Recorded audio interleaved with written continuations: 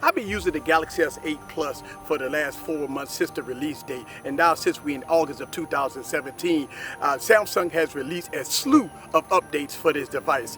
When I did my final review with the Galaxy S8 Plus, I failed it due to the high price, unfinished software, and some camera issues that I found. But since we've seen a lot of updates with this device, let me revisit this device after 4 months. What's up, YouTubers? This is Eric from Easy Computer Solutions, and this is my 4-month revisit review with the Galaxy S8 Plus. With all the updates we have seen, is this device better than when it first released? Let's find out. So get your popcorn ready and follow me on this journey. Let's go.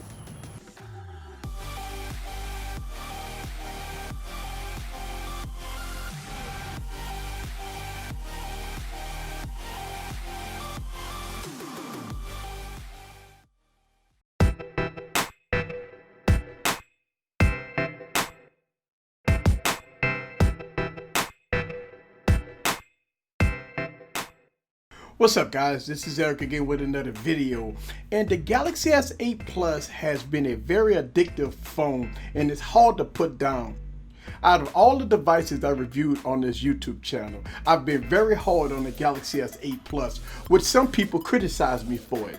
But I believe that Samsung and Apple flagships should be reviewed hard because they are the best of the best and they demand high-end premium prices for what you get. And the Galaxy S8 Plus is no exception. This device was released at a high $850+ price point. But at release, the Galaxy S8 Plus had a few problems. So let me give you my thoughts after 4 months of the Galaxy S8 Plus.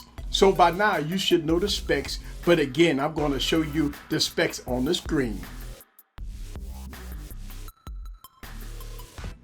As you can see, the specs is the best of the best, especially in the US, that you could get with the Galaxy S8 Plus. So let's move on to the build quality. Looking at the build quality and the design of the Galaxy S8 Plus is very good. And I've said that time and time again on this YouTube channel that I really do like the look and feel of the Galaxy S8 Plus. I'm a sucker for glass backs, believe it or not.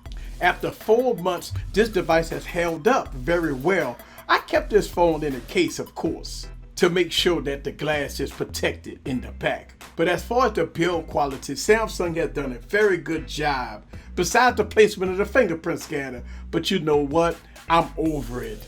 In the front, the screen is awesome with this infinity display, 6.2 inches at 1440p by 2960, and it does have a PPI of 529. This Super AMOLED screen is gorgeous.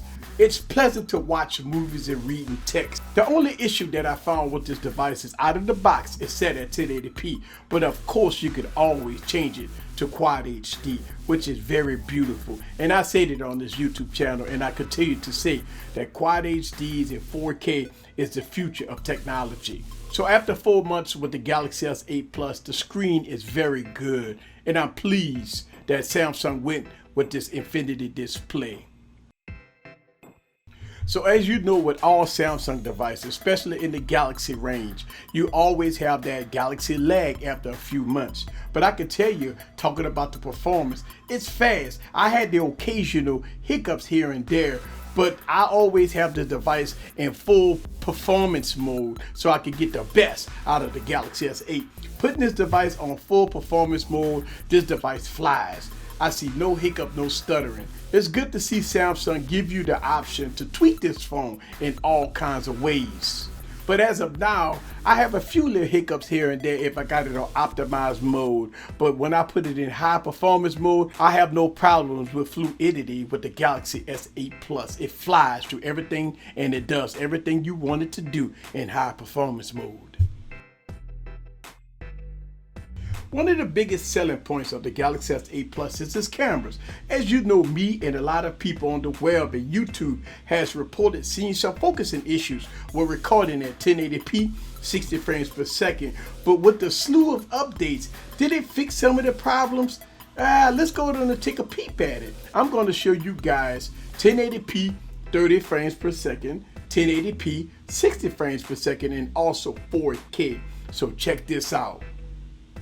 All right, guys, so this is the Galaxy S8 Plus at 1080p, 30 frames per second. So let's get into this. 1080p, 30 frames per second is pretty good on this camera. No problems at all. Look at that vein. Look how beautiful that is. Look at that. No focusing problems. Everything looked nice, bright, and vivid. At 1080p, 30 frames per second. All right, let's walk. Optical image stabilization is pretty good. All right, let's look at the sky. Blues and whites looks very, very good.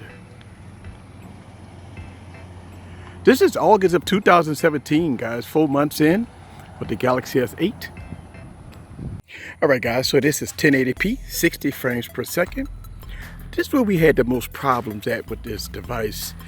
We've seen our share of updates, but looked like we didn't get too much of a fix. Has gotten better. Look at that. Still got that occasional focusing problems, as you can see. We didn't have that problem with 30 frames per second, but we do have that little problem with 60 frames per second. All right, look at that. Okay, let's walk. Again, optical image stabilization. Let's go up at the sky. Look at that. All right, so this is 1080p at 60 frames per second. All right, so this is 4K resolution on the Galaxy S8 Plus. Okay. Pretty. Look at that tree. And once again, some of the issues that I've been having with the Galaxy S8 Plus is not 1080p 30 frames per second, and it's not 4K. It's 1080p 60 frames per second. All right, look at that. As you can see that the recording at 1080p 30 frames per second is great, and recording at 4K is also great. But when you're recording at 1080p 60 frames per second, I do see some slight focusing problems with this device. So at this point, Samsung do need to send some more updates to fix 1080p 60 frames per second. One of the huge shockers to me is battery life. Using the Galaxy S8 Plus has been very good, getting 6+ hours of screen on time, which is very good for me. So as of right now, I'm getting through the day with no problems with the Galaxy S8 Plus, and it does have fast charging. My Galaxy S8 Plus have seen a slew of updates that fix some of the software issues we had in the beginning, such as Bixby. Now we're seeing that the Bixby is now working. I'm seeing this portion of the software is working very well. I'm getting used to seeing Bixby pop up all over the place on my device. Also, Dex has been working very well, so I believe Samsung has fixed some of the shortcomings of the Galaxy S8 Plus. Also, we have seen a huge price drop with the Galaxy S8 Plus, which is nice, and it's putting this device in a class that I would definitely recommend.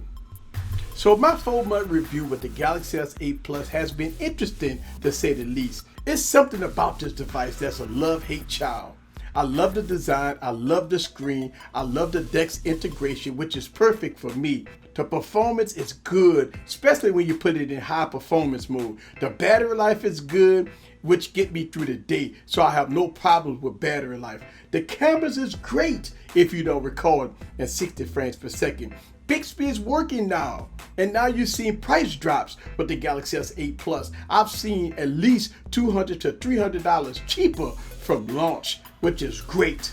So the Galaxy S8 Plus is almost there, and I've seen Samsung is paying attention and fixing some of the shortcomings of this device. I got more videos to come with the Galaxy S8 Plus compared to other devices. If you haven't seen a lot of videos on my YouTube channel, check it out. Please subscribe and give me a thumbs up. This is Eric from Easy Computer Solutions. Leave your comments down below. Let me know what you think about the Galaxy S8 Plus in all its glory.